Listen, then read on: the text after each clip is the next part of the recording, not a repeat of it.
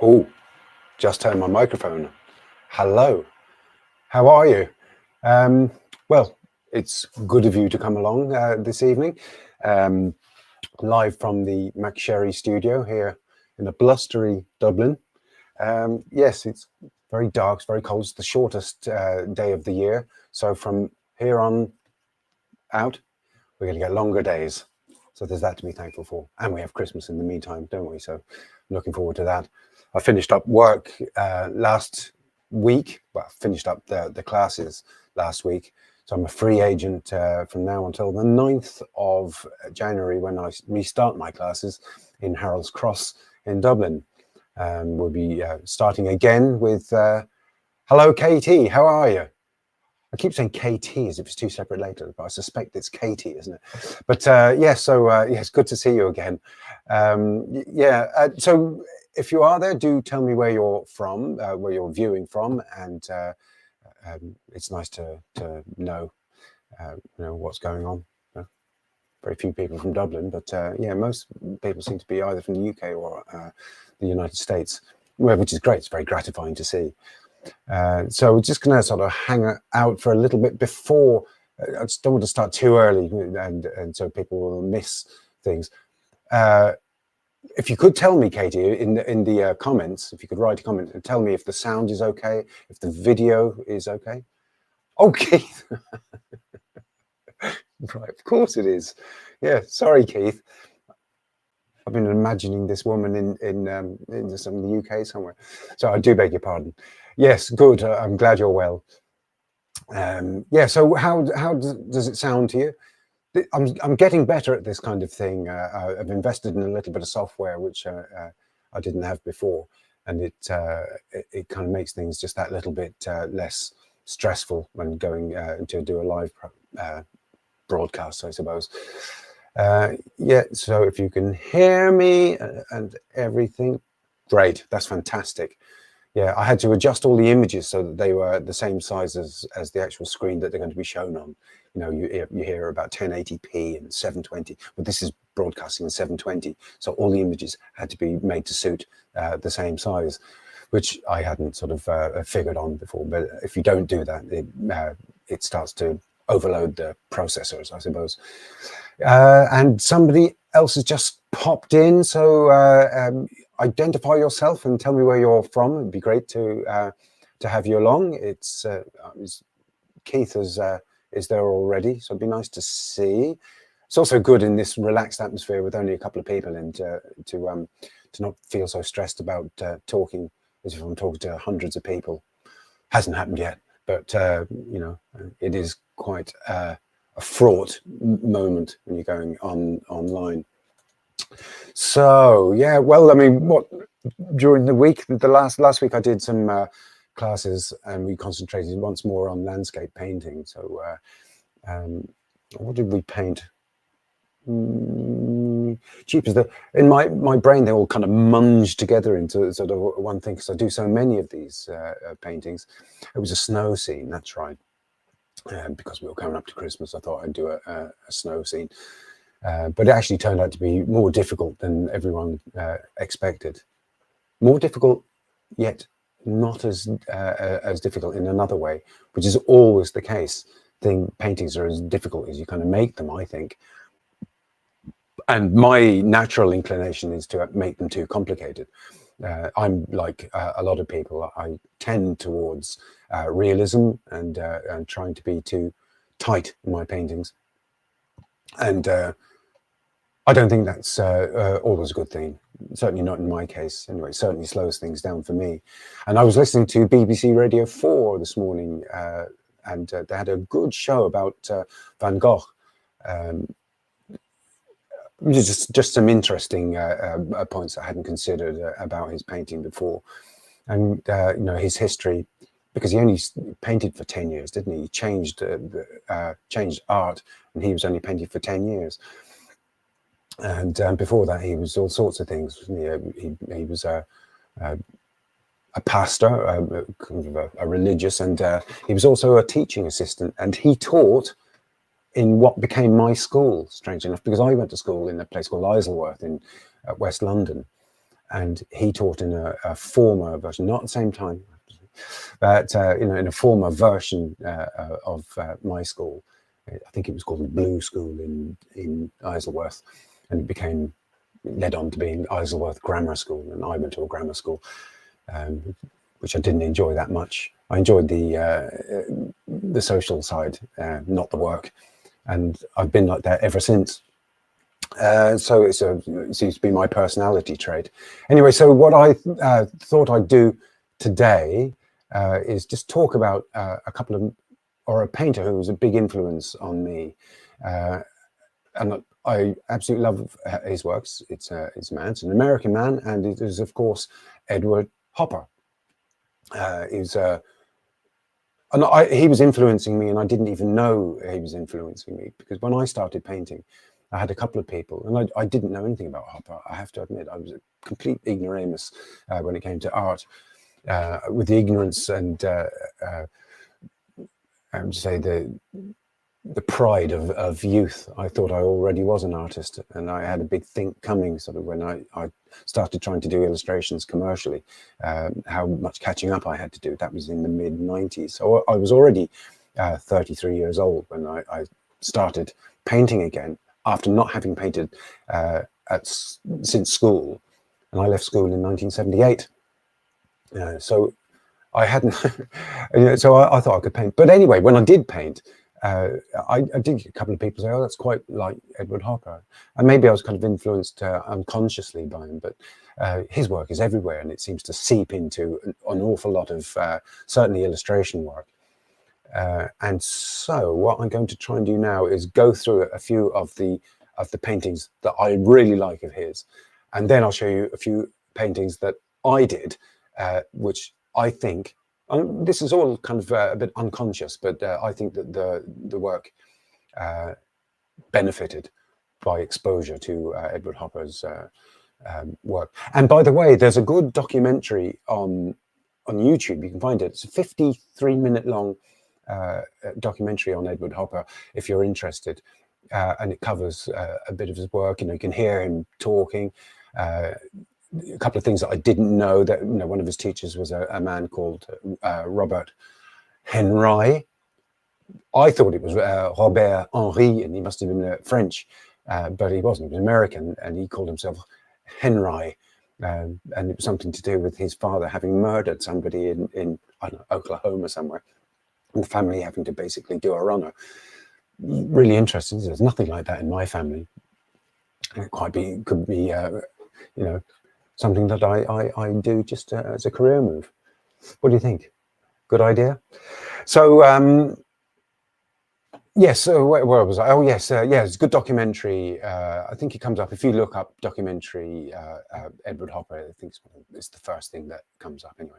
And it's well worth a watch.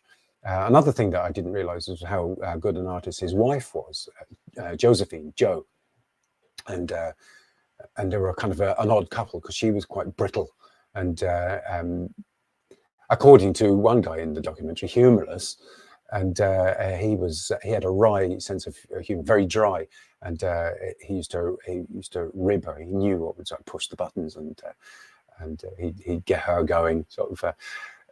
She'd bridle then, and they'd have sort of this tempestuous relationship. It's very interesting.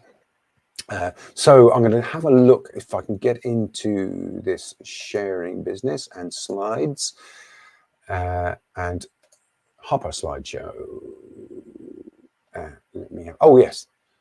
Could you give me a thumbs up or something if you can see that? I think that you can probably see it. What do you think, Keith? Yeah, I can see. Well, and you should be able to see me on the left-hand side of the screen. But this is the most famous Hopper that I know of, and it's a very interesting painting, I think, because it's quite brilliant. Thank you very much, Keith. It's verging on bleak. Everyone looks quite sort of miserable in it, and it looks like a stage. It looks like a kind of a set in a Hollywood film of the way New York should look like. But he was in New York, and he did paint these from the comfort of his own studio in New York. So I mean, it wasn't a stage scene at all, but it has that kind of feeling to it, and it's also almost sort of devoid of people, like many of his paintings did become, and the people in it look like my sort of vision of the kind of gangsters of the time. But he seemed to suggest that it wasn't really that at all. It was just I can't remember what he said about the painting, but I don't think it's as bleak as everyone reads it to be, or at least I read it to be. But I really like it. And what I really found wonderful and liberating was I went to see the Hopper exhibition in the Tate Modern in London. It must have been 15 years ago. And I went to see these things close up. And it was fantastic because I was used to seeing them, tiny, like small things in books. Oh, Anne, no video? I suspect there should be a picture of Hopper's Nighthawks, the diner scene up on your screen now. So I hope that's what you can see. I think Keith can see it. Yeah, so well, look, I'll continue and I'll keep an eye on the chats. If something goes madly awry, do let me know. Yeah, so I went to see this painting. As I say, I used to see it in print, sort of very, very small, in magazines, and everything looks quite pristine. But when I looked at the paintings close up, the application of paint was quite rough or rougher than I expected. You could see the brush marks. They were a bit looser than I thought that they would be, and that was the same across a lot of his paintings. And I thought, oh, what a relief, because I just didn't want to get down into that level of, correcting each stroke and worrying each stroke and blending. I thought they'd be blended, but they weren't, and it was wonderfully liberating. Anyway, so that's that one. Let me just go into the next slide, if I can only. Oh, that's weird, isn't it? Oh, here, hang on. Let's move that out to the side. I can't move it. I can't find my way down to the. No, that's not working. Just give me a moment. Can I move off to the right? Let me share. Can I move it with my cursor? Yes, thank God for that. The windows come up in front of each other, and then I couldn't reach in and get to the button. So no, there's a close-up of the characters. I suspect that once again, because Josephine didn't like Edward to have models for his paintings. I think she was quite jealous in that regard, and so that may well be a picture of Josephine herself and Edward sitting there. In which case, obviously, they're not gangsters, but I mean, and it was painted, I think, in 1940 or 1941. So America was just about to go to war, and everyone knew it. And so there's that kind of apprehensive quality to the paintings. And to me, that guy serving in the diner looks as if he should be in the Navy anyway. So maybe that's a reference. Although they did wear uniforms like that, didn't they? So that's Edward Hopper's Nighthawks, a great bit of Americana. And there's the bleak side of the painting, shops with nobody in them. And which brings me to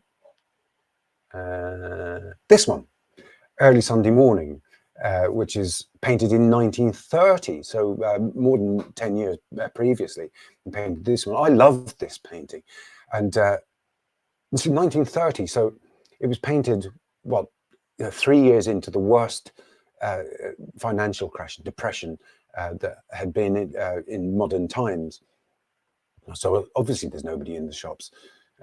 New York, you would expect a bustling street. And I know he had a tendency not to paint figures in many of his paintings, or keep the figures down to as few as possible. But what I liked about this painting was precisely that business about the brush strokes and seeing the brush strokes. Because close up, this painting, which is reasonably large,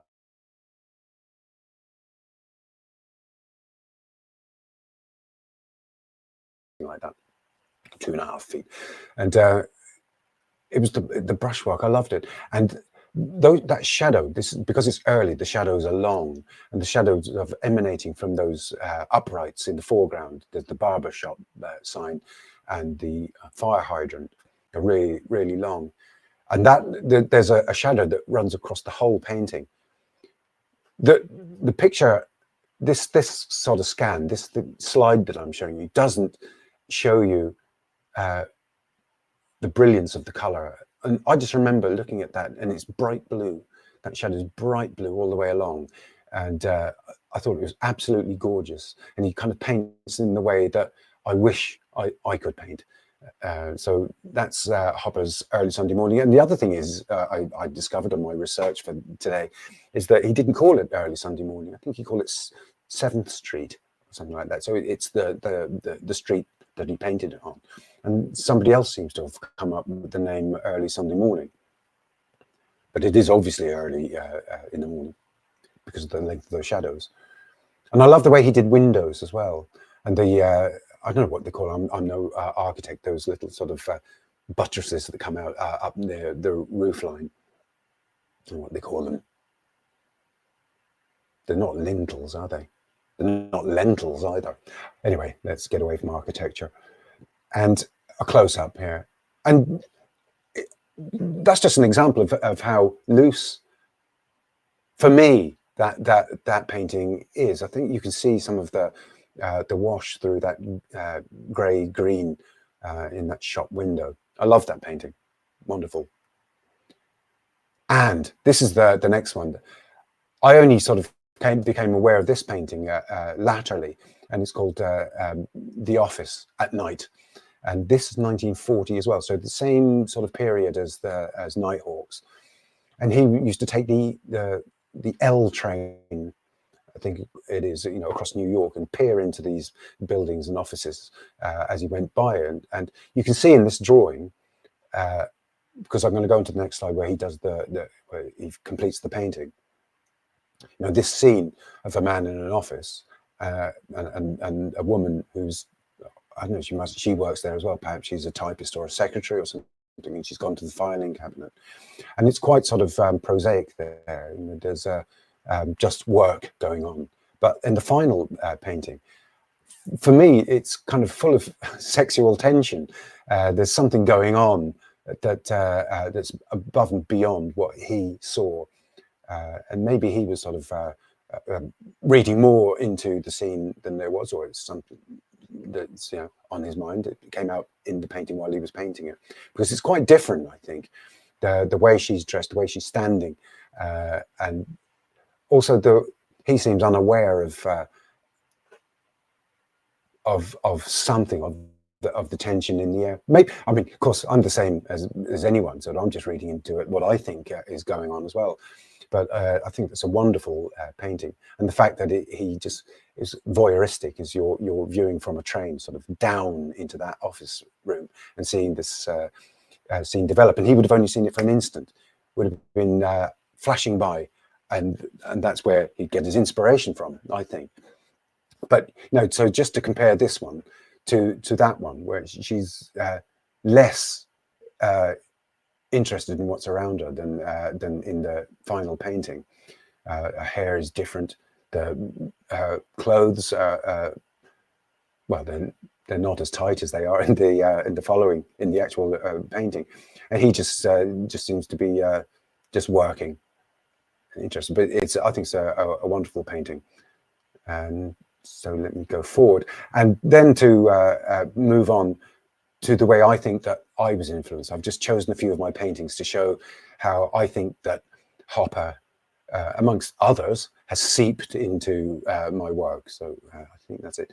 Yeah, so I called it Early Sunday Morning. I wanted no ambiguity about the fact that it was influenced by Hopper. But I've got a stronger sense of surrealism, I think, perhaps, than Hopper. Although, I mean, in the documentary, they sort of say that they think he was claimed by surrealists a bit. I can't really see it myself, but anyway. So I've got a strong interest in vintage Italian scooters, and You know, I've had for many years, ever since I was a 17-year-old, you know. And I still have one, actually. I've got one out in my garage here, a Vespa. And so I painted myself on that Lambretta on the left. I painted a friend of mine who is also into the same thing as, yeah, same thing as me. He's into the scooters as well. Both of us born in the UK, actually, which probably tells you something. And then a friend from Dublin is on that red Lambretta on the front. And the reason I put the guy in the middle on that modern looking Vespa is because he hates them.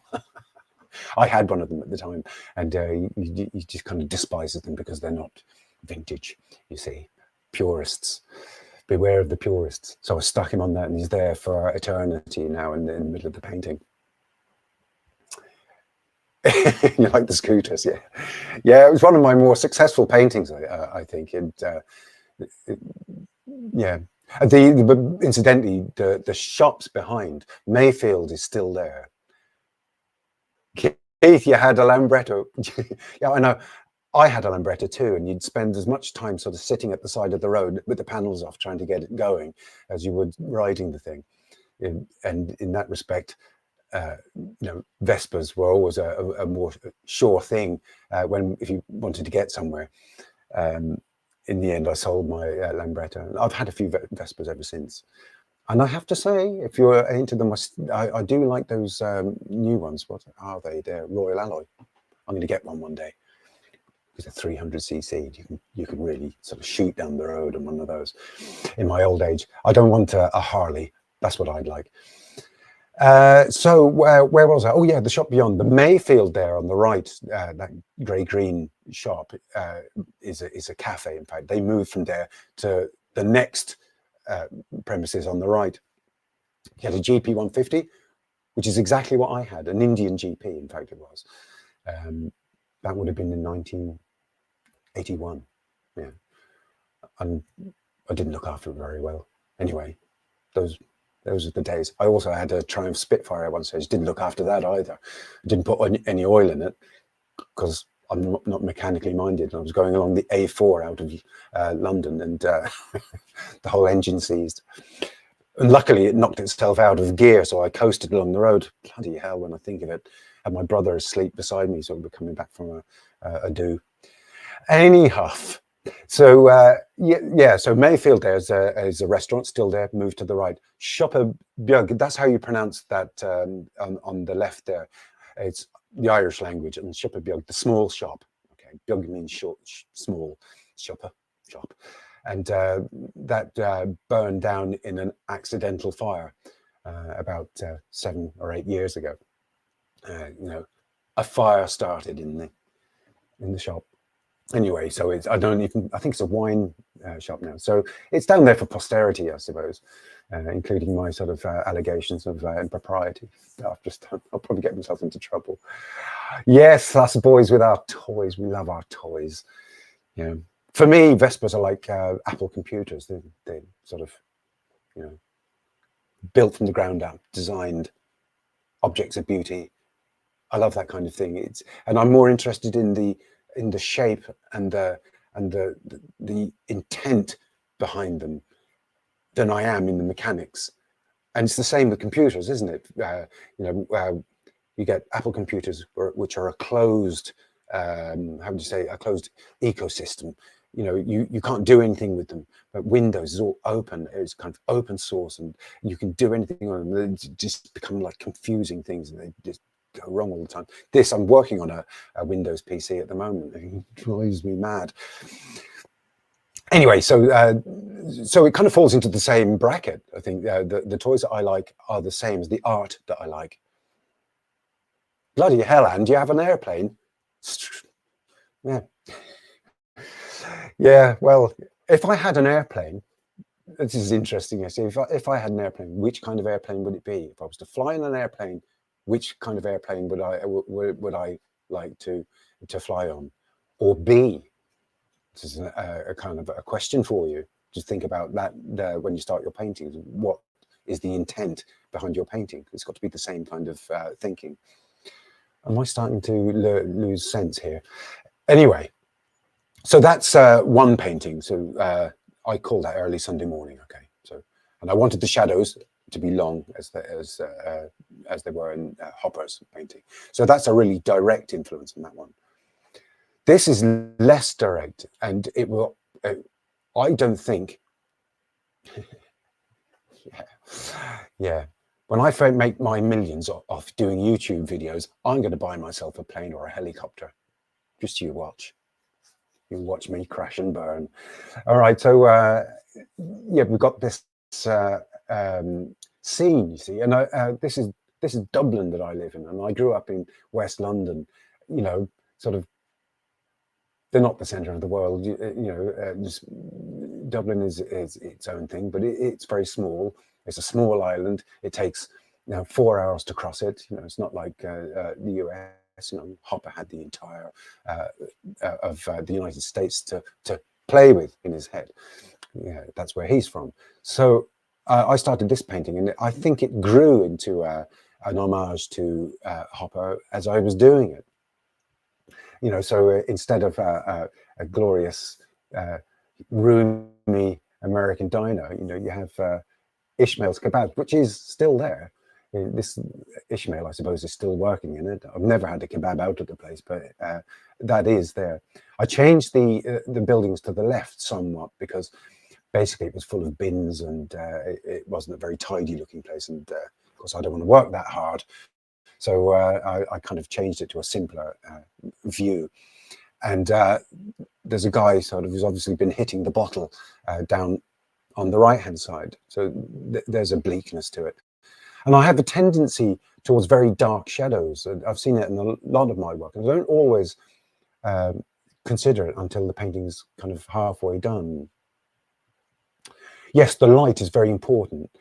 Strong light. So it's a bit like film noir, isn't it? A lot of film noir took their visual cues from artists like Caravaggio and Hopper too. Wim Wenders, I think, loved to create scenes in his films that are homages to Edward Hopper's work. So that's Ishmael's Kebabs. Let me move on. And this one, this was kind of in the buildings, I think. This was painted around the same time as the Ishmael's Kebabs one. Ishmael's Kebabs, what do I call it? Dublin Nocturne. Okay, that's what I call it. And this one is Going to See a Man About a Dog. And if you've ever I don't know, lived in Britain and Ireland, you hear it there. My dad was from Belfast, so he didn't lick it off a stone, as they say. The language that he used. He always used to say to us when we asked where he was going, he'd come back at us, I'm going to see a man about a dog. And we always, because we were little children, are we getting a dog? And we never got a dog. It's just an expression. Basically, it fobs you off. He just didn't want to tell us where he was going. No, it was just too busy. He was always very busy. And so I wanted to play. That's the house I grew up in. As a child in Brentford, a place called Brentford in West London. In front of that house are 6 lanes of highway, and I'll show you actually towards the end of the video another view of the road where I lived, and you can see why I wanted to get away from the place.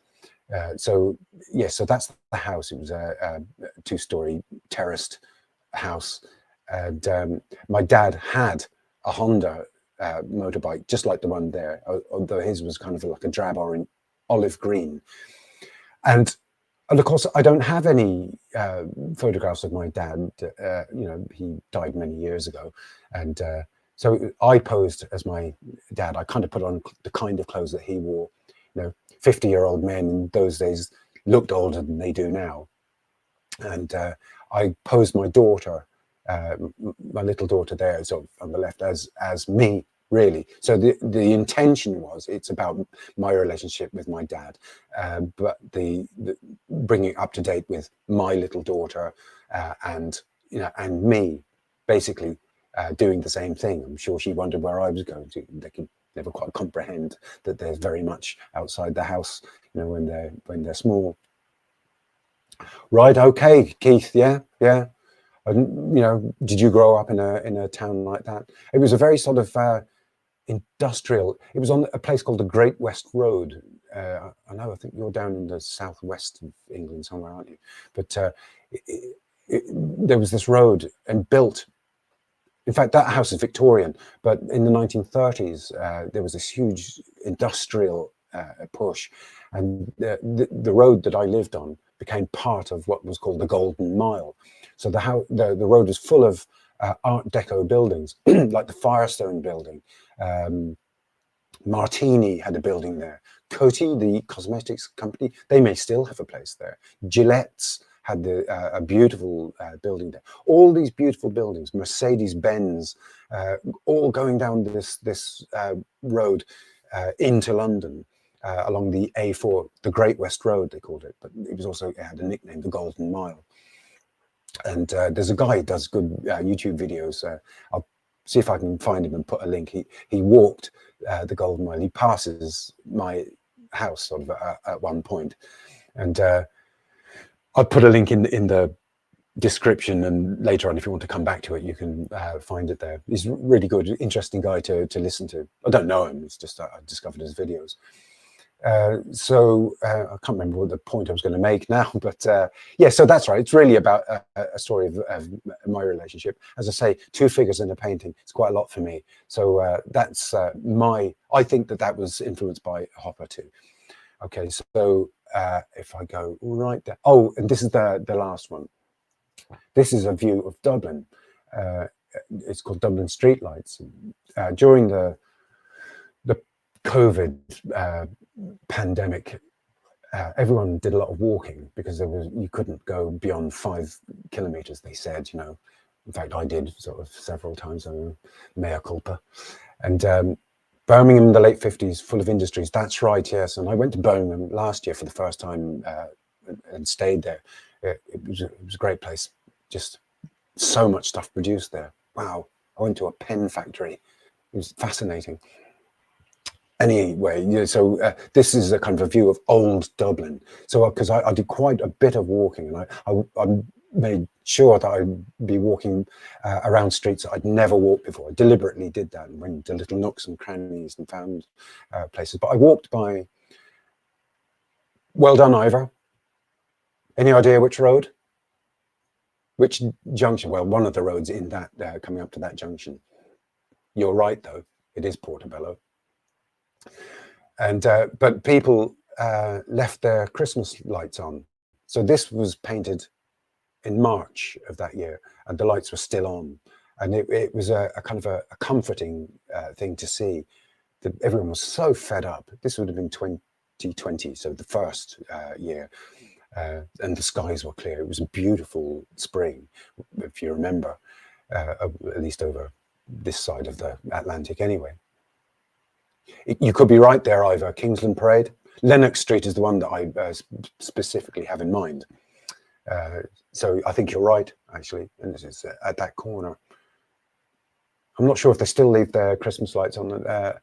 Every time I walk around there now, I kind of think of COVID, which, you know, and being sort of worried at the time. Anyway, I needn't have worried too much. Yes. And I removed a lot of the street furniture because I thought it was in the way. So a few sort of road signs, parking signs and things like that, and simplified it slightly. And I worked myself into the painting, which I think Hoppo did anyway. So there I am sort of walking with the mask on. Did a lot of walking. I tramped around the place for hours and hours. And all through that period, I learned about the Roman Empire. And there's been a recent meme, hasn't there, about how often particularly men think about the Roman Empire. And when somebody asked me, well, how often do you think about the Roman Empire? I realized that I think about it most of the time. Why? I don't know. It's bizarre, but I'm fascinated by it. And there's an American guy who started a podcast, and I urge you to listen to it. It's fascinating, where he goes through every emperor of the Western Roman Empire. So from Romulus, you know, who founded Rome, up to the very last emperor, who was called Romulus. Isn't that lovely and neat? wrapped up in a nice little bow. So, so yeah, I just started listening to that. So I did. It made the whole enterprise really worthwhile. So I was listening to that all the time. I think there's something like 147 episodes or something. They're all short episodes, and you could hear him learning as he went along. And as this, I think he did a good 10 or maybe 13 years ago he did this, but I discovered them during COVID. And people would write into him after an episode and say, no, you got that name wrong, you pronounced that name wrong, it was more this. And he'd sort of make an apology and an amendment on the next video. And you could just feel him learning this stuff as he went along. His pronunciations got better, he got more knowledgeable. And then he started his own business running tours to Rome. So on the strength of that. Isn't that wonderful? It's just I think an amazing thing. So that's the last painting that I'm going to show of mine. So that's reasonably big for me. I think that's about sort of 4 foot by 3 foot or something like that. And all those, apart from the one with the scooters, that was painted in acrylics. The others were painted in oils, just for your information. So let me move on. I think that might be the end of that, and then I'll come out of it. However I do that. How do I stop that? Let me come out. If only I knew what I was doing. Come on. Here we go. Hide on stream. No. Just bear with me for a second.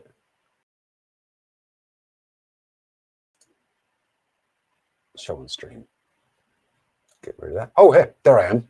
Okay, so let me open up the chat again. So, yes. So, what I wanted to say to you about painting an intent is the intention of your painting is more important than the painting, the actual execution of the painting, I think. Hello, Miles. How are you? Good to see you. Doesn't matter if you like. You can always catch up afterwards. Yeah, you've written that there. So let me just show you about the intention of paintings. You could probably do the paintings that I did, and maybe even the ones that Hopper did, in a line drawing or a cartoon or watercolors or anything. It kind of doesn't matter. But what matters is what he was thinking about during the painting. You know, people get hung up on the actual the finish of paintings, and you know, you look at Vincent van Gogh. You know, mad stuff. The colours were all wrong, so to speak, and everything. So, and look at him. He kind of changed the face of art. So, let me have a look here. Right. Oh, there's my microphone doings. A cup of tea. Get that out of the way. So, remember, I was talking to you about the about my house and where I lived. Let me just pick out a drawing that I did here. Okay, so this one here. So if you can imagine, I've messed around with the perspective and bent it all out of shape and everything like that. But my house is kind of now one of these ones here.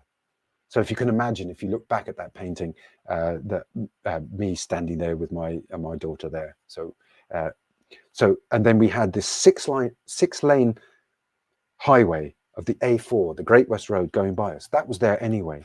But the problem was when my parents moved into the house, they had already started to build another, at least 4 lanes, could be 4 or another 6 lanes on stilts right in the middle of the of that road. So it ran along in the middle on top of the road. So we had 12 lanes of motorway running away. That's the Martini building there. From memory, I did all this from memory, not from photographs or anything. And I just jammed in the cars because it was like that all the time. There were cars all the time, all night, all day. Brake linings were made of, or they had asbestos in them in those days. You know, it's a wonder I'm still alive. So this here would be Brentford nylons. I'll just put it in there. I don't know whether the Brentford nylons is in exactly that place or not, but that's where it's that's kind of the aspect of where I lived. Okay, so my intention was just to jam everything into the one place, because that's the way the place is. You know, it's still like that, even though the supports of the motorway are kind of crumbling now, and they're having to replace them. So that was what, I suppose 60 years ago, you know, and I probably left when I was 10 or 11. So all those cars, and if you parked your car here, one of the cars here might come along. If you open that door out onto that street, you could get it bashed off, which is what happened to a friend of our family when he came to visit. He opened the door. He was an old man, so he wasn't particularly aware of this, you know, and he opened his door and a lorry took it off. So obviously this is not like Hopper, so this is kind of my own view, you know. So you move on as you go, don't you? And you start changing things around, and you start painting more like yourself. What's his name? Thelonious Monk, in his advice to a young musician, said, you know, the genius is the man who's most like himself. I think that's what's written on a piece of paper that he gave to this young musician. And so you've got to be more like yourself, haven't you? This is almost bringing me to the challenge that I'm going to set you. So, for example, there's another thing that my mother was involved in campaigning against all of that stuff going on. They were driving, they called it the London box. So we went on a campaign called Homes Before Roads, and she ran for Parliament actually on the Homes Before Roads ticket and got absolutely annihilated. I think she got 2% of the vote or something like that, which is hilarious. And a journalist asked her, I think it was one of the Man Alive or Panorama, one of those people, said, you know, what do you know about she ran in Kensington, you see, a place called, you know, the borough of Kensington. And she always told the truth, my mother, and you know, the unvarnished truth. And he said, what do you know about Kensington? Because we were from like miles up the road. And she says, what I know about Kensington, I could write on a postage stamp. And that was the end. But they had us, all the little children, sort of wearing gas masks because of the pollution, you see. They were making the point about pollution. So that's what I was going to say. And if I come over to here again, yeah, so the challenge that I want to set you is to tell me what artist and which painting influences you, okay? And it doesn't matter. There are no wrong answers to this. The painter and the paintings who influence you are the ones who influence you. There's no sort of there's no bones about it. You know, it can't be gainsaid by anybody else. So this is about how you're affected by art or whatever. And the other thing, the second part of the challenge is one. You know, so I'd like you to write in the comments if you can, or the chat here. Comments when the video's gone up on YouTube for posterity. But the part that you don't have to sort of to show is a drawing. You do a drawing and rework the painting that influences you in your style. You know, for example, you know, I did the place where I was born, or I did the streets where I walked, but I had Hopper in my mind somewhere. So you just do something that's meaningful to you, where you were born, you know, the person that influenced you, the school where you went, you know. So just draw it, don't paint it. You know, just do a sketch, and it'll turn into something eventually, even if that particular idea doesn't sort of you know, go anywhere. It all feeds in eventually. Let me have a look, see if I can go here. So, for example, I don't have a mind map here. You know, I do lots and lots of doodles and stuff like that, but sometimes I will write a mind map. So I'll go in the middle and I'll put, say, for example, it was Van Gogh's sunflowers, and I might put in a sunflower there, and then start putting off lines, and then say, well, what do sunflowers mean to me? You know, they mean sunshine, the yellow, you know, there's the petals, they're food, you know. So, and I start writing all the things down, all the things that I think I know about sunflowers, and Van Gogh would be in there, all sorts of things, holidays in the south of France, and eventually it'll work its way into something.